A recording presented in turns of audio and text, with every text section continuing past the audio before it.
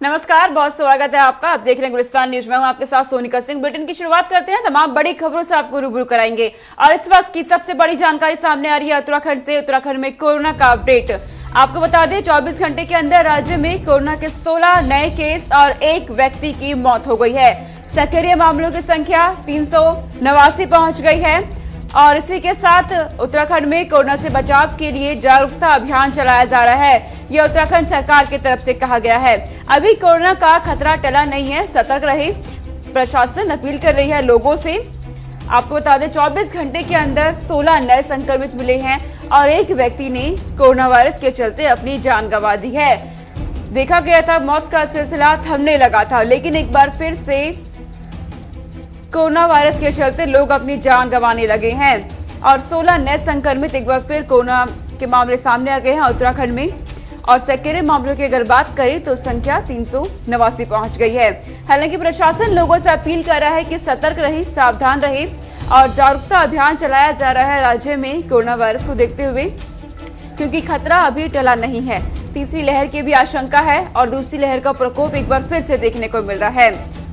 धनराज हमारे साथ जुड़ गए हैं तमाम जानकारी के साथ। सीधे रुख करेंगे धनराज का। धनराज, जानकारी सामने आई है कि कोरोना के मामले एक बार फिर बढ़ रहे हैं और एक व्यक्ति की मौत भी हो गई है। आपके पास क्या अपडेट, राज्य में कोरोना के क्या हालात हैं? जी सोनिका, बिल्कुल जिस तरीके से कोरोना के मामले लगातार अब फिर एक बार फिर बढ़ने लगे हैं कि जब उत्तराखंड की बात करें तो उत्तराखंड में 24 घंटे के अंदर 16 मामले सामने आए हैं और एक व्यक्ति की मौत भी हो गई है। हालांकि सरकार लगातार जनता से अपील भी कर रही है कि अभी कोरोना गया नहीं है, सतर्क बने रहें और जिस तरीके से देखा जा रहा है कि बाजारों में भीड़ लग रही है वो भीड़ ना लगाएं और तमाम जो सोशल डिस्टेंसिंग है उसका पालन करें, मास्क लगाकर ही बाहर निकले। तो कहीं ना कहीं इसको देखते हुए जिस तरीके की लापरवाही बाजारों में देखने को मिल रही है, एक बड़ा ही चिंता का विषय है, क्योंकि तीसरी लहर अभी नजदीक आने वाली है। ये कहा जा रहा है कि जिस तरीके से तीसरी लहर आएगी तो कहीं ना कहीं वो बच्चों पर ज्यादा प्रभावित होगी, जिसको लेकर सरकार लगातार सतर्क बनी हुई है। उत्तराखंड में कोरोना कर्फ्यू भी 7 दिन के लिए बढ़ाया गया है। जी, और जानकारी सामने आई है कि जागरूकता अभियान चलाया जा रहा है। धनराज, क्या लोगों पर इसका असर हो रहा है?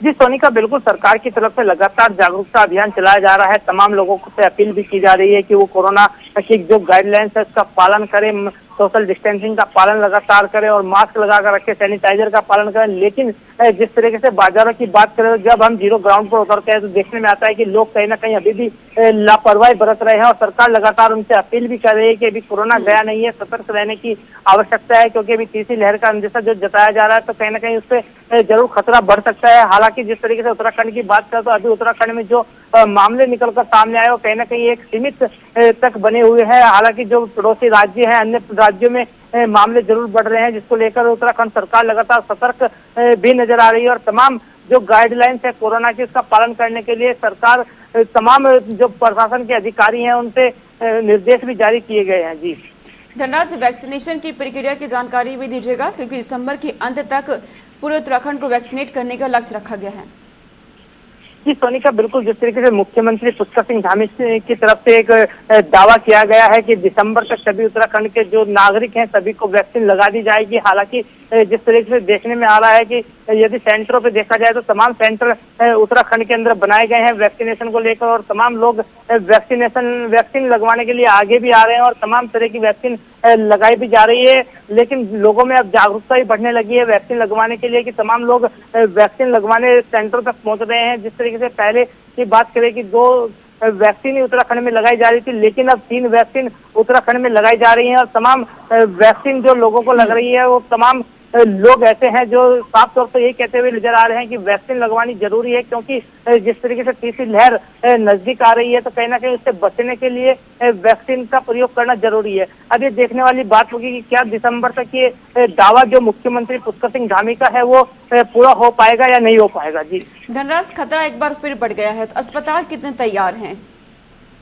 जी सोनिका, बिल्कुल यदि अस्पतालों की बात करें तो जिस तरीके से खतरा एक बार फिर बढ़ता जा रहा है और तीसरी लहर की बात करें तो तीसरी लहर का अंदेशा लगातार जताया जा रहा है, तो कहीं ना कहीं जो अस्पताल प्रशासन है उनको निर्देशित मुख्यमंत्री द्वारा कर दिया गया है कि जो भी व्यवस्थाएं हैं वो दुरुस्त कर ली जाए, क्योंकि जिस तरीके से हमने देखा कि जब दूसरी लहर आई थी तो कहीं ना कहीं अव्यवस्थाओं का जो व्यवस्थाएं देखने को अस्पतालों में मिली थी कि बेड उपलब्ध नहीं हो पा रहे थे, ऑक्सीजन उपलब्ध नहीं हो पा रही थी, तो वो अब तीसरी लहर में ना दोहराई जाए उसको लेकर निर्देशित मुख्यमंत्री पुष्कर सिंह धामी लगातार कर रहे हैं और तमाम बैठकें भी स्वास्थ्य विभाग के ठीक है साथ कर रहे धनराज, हैं। आप हमारे साथ बने रहिए। इस बीच एक बड़ी जानकारी सामने आ रही है, उत्तराखंड में अब समाजवादी पार्टी भी चुनावी मैदान में उतर गई है। ये बड़ी जानकारी इस वक्त की, प्रदेश की 70 सीटों पर चुनाव लड़ेगी समाजवादी पार्टी और सपा की प्रदेश कार्य समिति की बैठक में यह फैसला लिया गया है।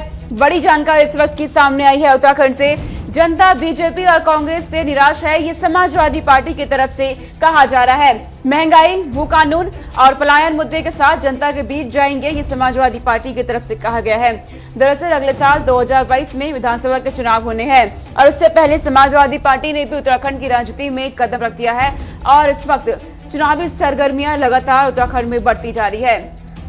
बीजेपी और कांग्रेस दोनों पर निशाना साध दिया है। समाजवादी पार्टी ने महंगाई, भू कानून और पलायन के मुद्दे के साथ जनता के बीच पहुंचेंगे, ये समाजवादी पार्टी की तरफ से कहा जा रहा है। हालांकि 2022 में ये परिणाम ही बताएंगे कि जनता किसका चुनाव करेगी, लेकिन सभी पार्टियां इस वक्त पूरे दमखम के साथ उत्तराखंड में रणनीति बनाने में लगी है। बैठकों का दौर चल रहा है और इस बीच समाजवादी पार्टी ने भी कदम रख दिया है उत्तराखंड की राजनीति में, यानी मुकाबला जोरदार देखा जाएगा।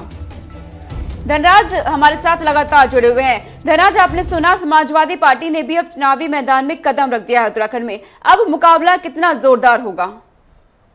जी सोनिका, बिल्कुल जिस तरीके से उत्तराखंड का चुनाव नजदीक आता जा रहा है तो उसको लेकर सभी पार्टियां अब चुनावी मैदान में उतर चुकी हैं। जिस तरीके से बीजेपी और कांग्रेस अलग अलग रैलियां निकाल रही हैं, तमाम तरह की रैलियां वो निकाल रही हैं। आम आदमी पार्टी भी लगातार अपनी चाल ठोक रही है, तमाम तरह के वादे कर रही है। तो लेकिन जिस तरीके से समाजवादी पार्टी का कोई रुतबा उत्तराखंड में नहीं नजर आता है, अब उसने भी चाल ठोक दी है। उसने साफ तौर पर यह कह दिया है कि 70 की 70 विधानसभाओं पर वो चुनाव लड़ेंगे और अपनी सरकार बनाएंगे। हालांकि ये तो आने वाला समय ही बताएगा कि 2022 का जो चुनाव होगा उसमें किसको समर्थन मिलता है जनता का, क्योंकि जब यहाँ पर बीजेपी और कांग्रेस एक बड़ी पार्टी यहाँ पर कही जा सकती है और तमाम जो इतिहास रहा है उत्तराखंड का वो भी यही रहा है कि उत्तराखंड में एक बार कांग्रेस की सरकार आती है तो एक बार बीजेपी की सरकार आती है। लेकिन इस बार जिस तरीके से अभी त्रिकोणीय चुनाव होने जा रहे थे, तो लेकिन अब एक सपा ने भी एक बम फोड़ दिया है और साफ तौर पर देखने में आ रहा है कि अब चतुर्थ श्रेणी का जो चुनाव होगा वो कहीं ना कहीं एक रोचक चुनाव जरूर होगा उत्तराखंड में, क्योंकि अब 4 पार्टियां आमने सामने हो चुकी हैं।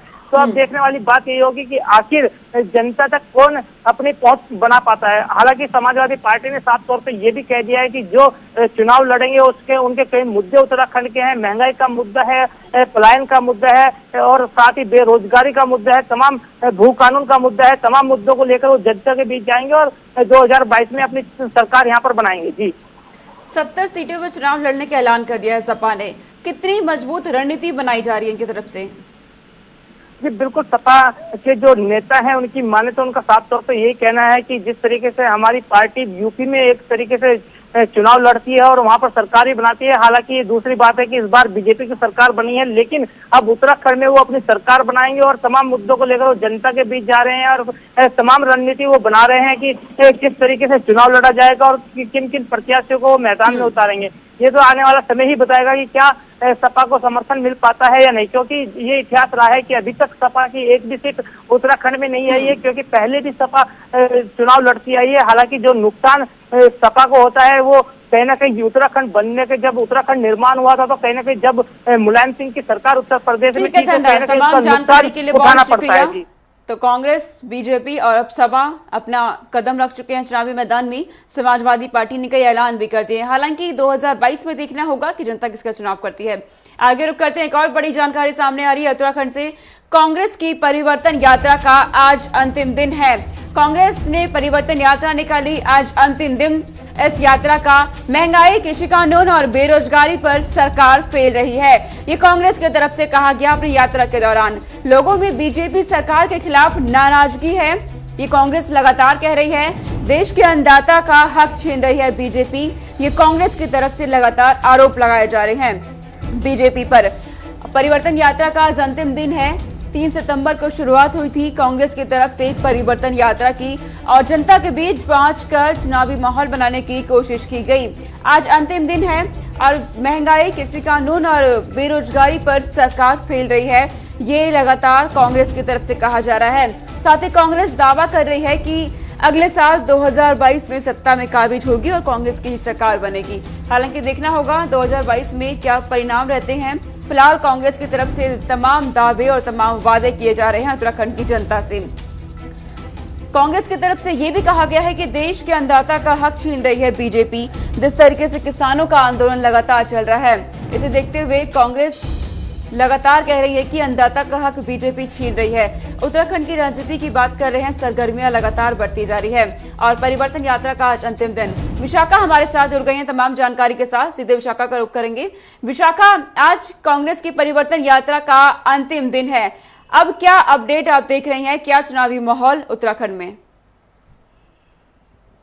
जी बिल्कुल सोनिका, कांग्रेस की इस परिवर्तन यात्रा के जरिए कांग्रेस के सभी दिग्गज नेताओं ने जहां जहां से यह परिवर्तन यात्रा निकाली है, वहां तक जनता तक अपनी पैठ बनाने की जो पूरी कोशिश है वो तमाम नेताओं के द्वारा की गई है। पूर्व मुख्यमंत्री चाहे हम हरीश रावत की बात करें, प्रदेश अध्यक्ष गणेश गोदियाल की बात करें, पूर्व जो नेता प्रतिपक्ष फिलहाल हैं प्रीतम सिंह, उनकी बात करें, सभी कांग्रेस के दिग्गज नेताओं ने एकजुटता दिखाते हुए और एकजुटता का संदेश देते हुए फिलहाल कांग्रेस को एक विपक्ष और खासतौर पर एक मजबूत विपक्ष के तौर पर राज्य में उभारने का काम किया है। और तमाम मुद्दे जिन पर कांग्रेस की तरफ से सत्ता पक्ष को घेरा गया है, उनमें महंगाई एक बड़ा मुद्दा है और खास तौर पर तमाम जो एक तरीके से कहिए कि नारेबाजी जो की गई इस परिवर्तन यात्रा में, तमाम आरोप सत्ता पक्ष पर लगाए गए, वो बढ़ते हुए तेल, पेट्रोल और गैस और डीजल के दामों को लेकर लगाए गए। इसी के साथ साथ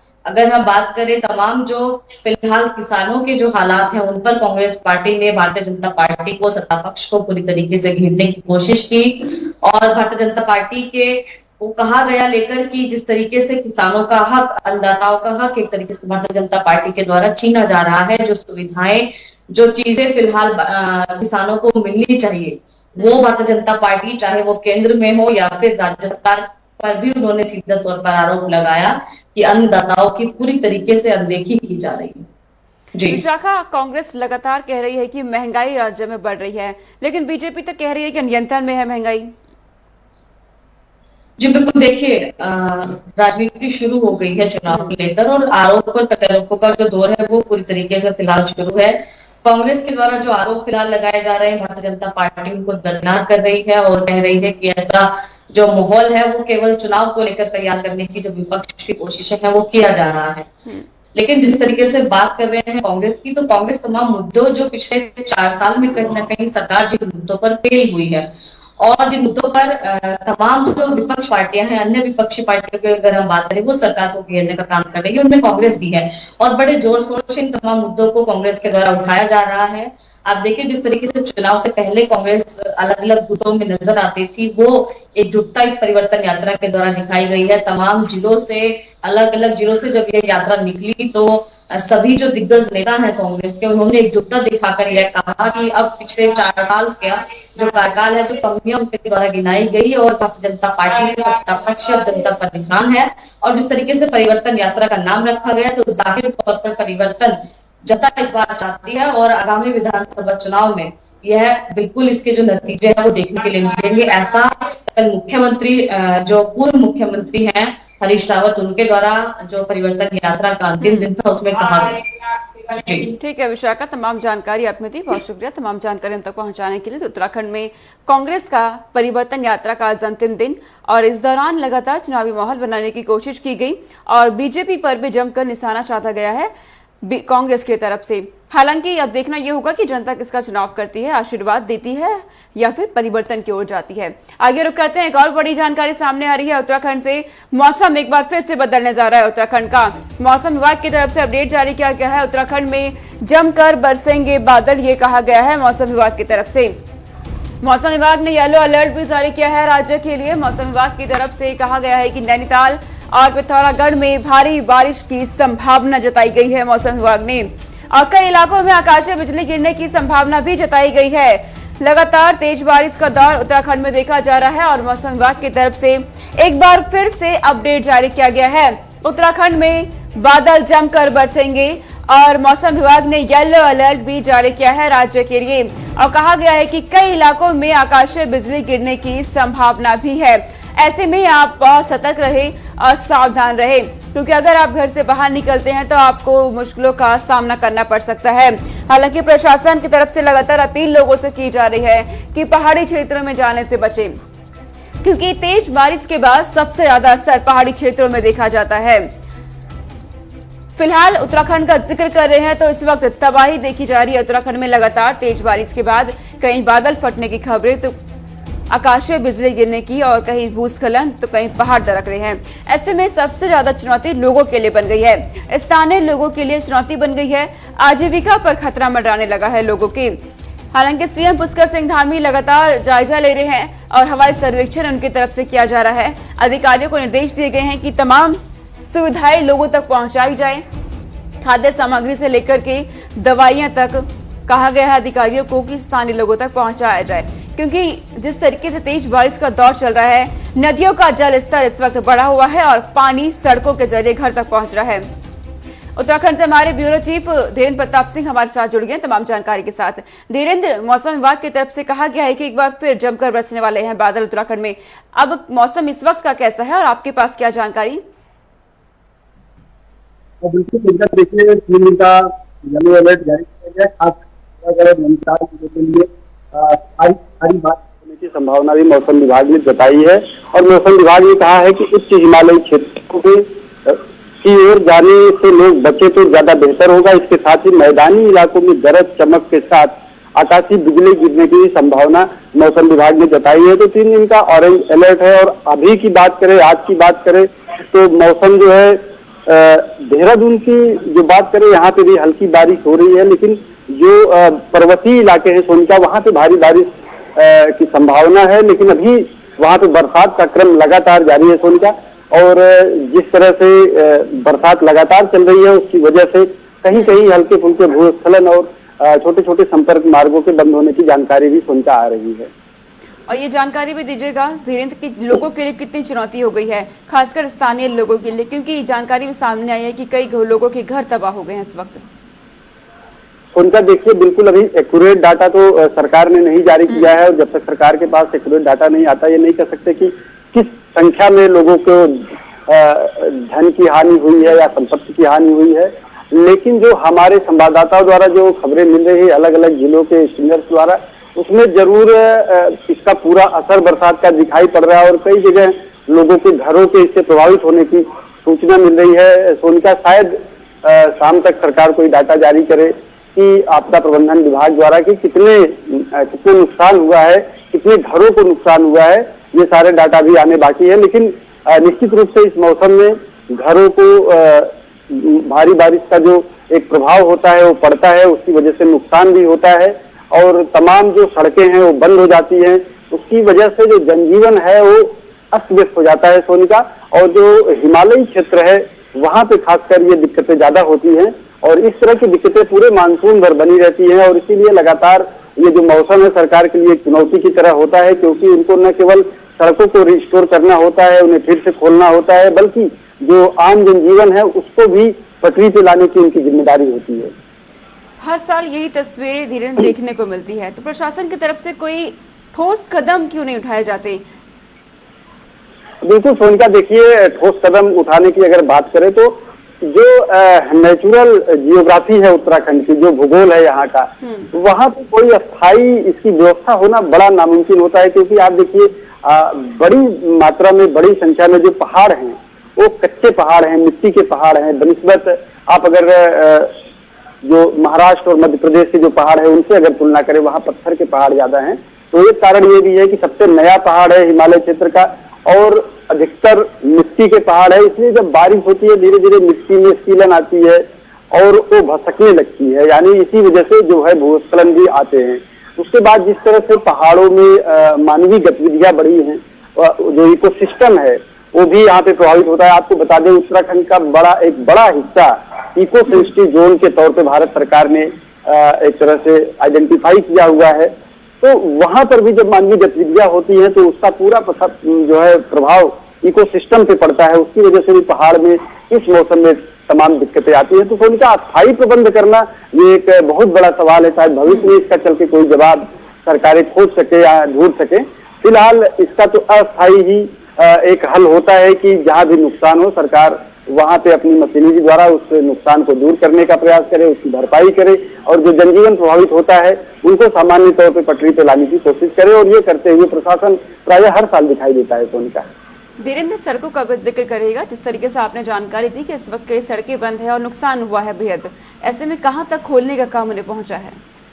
बिल्कुल, देखिए अभी लगभग 150 के करीब जो सड़कें हैं वो बाधित हैं बरसात की वजह से, लेकिन उनको निरंतर खोला जा रहा है। जो बीआरओ है, पीडब्ल्यूडी है, बीडीएमए है, एसडीआरएफ है, ये लगातार इस काम में लगी हुई है और जो सड़कें हैं उनको खोला जा रहा है। आपको बता दें कि इसके साथ ही इन सड़कों को भारी मात्रा में नुकसान भी हुआ है, जिसको देखते हुए मुख्यमंत्री पुष्कर सिंह धामी ने कहा है कि 15 सितंबर के बाद पूरे प्रदेश भर की सड़कों की मरम्मत की जाएगी और खासकर इन सड़कों को गड्ढा मुक्त किया जाएगा। क्योंकि पहाड़ी अंचलों में तो जो बारिश की वजह से सड़कें पूरी की पूरी बह जाती, कई मीटर और कभी कभी कई किलोमीटर तक बह जाती हैं, उनका पुनः निर्माण होता है। लेकिन जो शहरी क्षेत्र है, जो मैदानी क्षेत्र है, वहां पर भी बारिश की वजह से जब पानी सड़कों पे रुकता है उसकी वजह से सड़कें धंस जाती हैं और बड़े बड़े गड्ढे हो जाते हैं जो काफी जानलेवा साबित होते हैं। उसको देखते हुए मुख्यमंत्री ने कहा है कि 15 सितंबर से एक युद्ध स्तर पे अभियान चलाया जाएगा और सभी सड़कों को गड्ढा मुक्त किया जाएगा। तो सरकार उसका डाटा भी कलेक्ट कर रही है कि कितनी सड़कों को नुकसान हुआ है, कितनी सड़कों को रिस्टोर करने के लिए पुनर्निर्माण की आवश्यकता पड़ेगी और कितनों में पैचवर्क और गड्ढा भर करके ही काम चलाया जा सकता है। तो जल्द ही ये सारे प्रबंध कर लिए जाएंगे और 15 सितंबर की एक डेडलाइन सीएम पुष्कर सिंह धामी ने तय की है। सोनिका, तो शायद 15 सितंबर तक मानसून कमजोर हो जाता है और उसके बाद ये काम अपनी गति पकड़ेगा और आने वाले समय में तमाम जानकारी आपने दी। राज्य में किस तरह के हालात हैं भारी बारिश के बाद, बहुत शुक्रिया धीरेन्द्र तमाम जानकारी हम तक पहुंचाने के लिए। आगे रुक करते हैं तो आज से राज्य में उपनल संविदा कर्मचारी 2 दिन के बहिष्कार पर रहेंगे। उनकी तरफ से 2 दिन का कार्य का बहिष्कार किया जाएगा और आंदोलन पे क्या रहेंगे आपको ये जानकारी दे दें कि आज से राज्य के उपनल संविदा कर्मचारी 2 दिन कार्य का बहिष्कार करेंगे।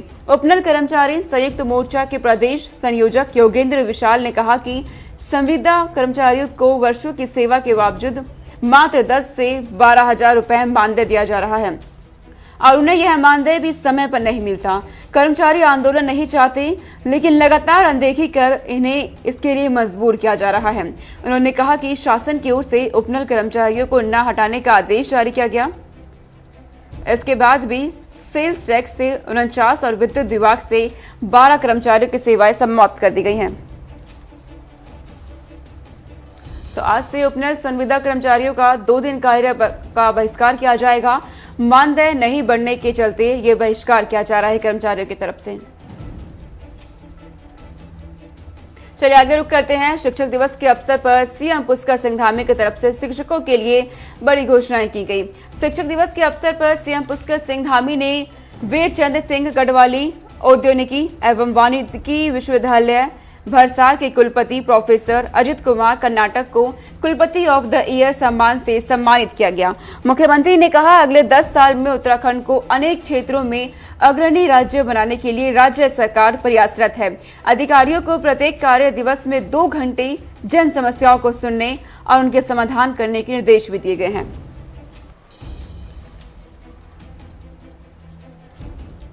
इस बुलेटिन में इतना ही। देश दुनिया के तमाम खबरों के लिए देखते रहिए गुलिस्तान न्यूज। नमस्कार।